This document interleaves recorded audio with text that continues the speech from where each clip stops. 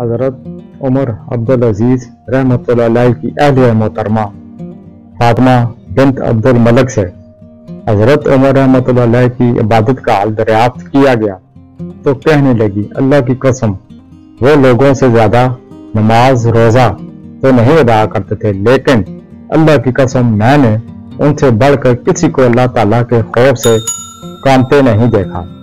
وہ بستر پر اللہ تعالیٰ کا ذکر کرتے تو خوف خدا بندی کی وجہ سے چڑیا کی طرح پھڑپڑانے لگتے، یہاں تک کہ ہمیں یہ اندیشہ ہوتا کہ ان کا دم گھٹ جائے گا اور لوگ صبح کو اٹھیں گے تو خلیفہ سے محروم ہوں گے۔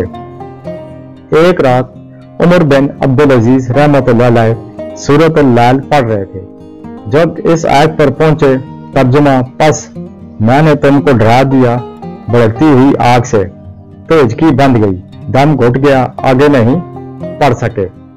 دوبارہ نئے سرے سے شروع کی، جب اسی آیت پر پہنچے تو پھر وہی کیفیت ہوئی اور آگے نہیں پڑھ سکے۔ بالآخر یہ سورت چھوڑ کر دوسری سورت پڑھی۔ غرض یہ کہ کتنا خوف خدا بندی تھا ان میں۔ اللہ تعالی ہم میں بھی یہی خوف خدا بندی پیدا فرما دے، آمین ثم آمین۔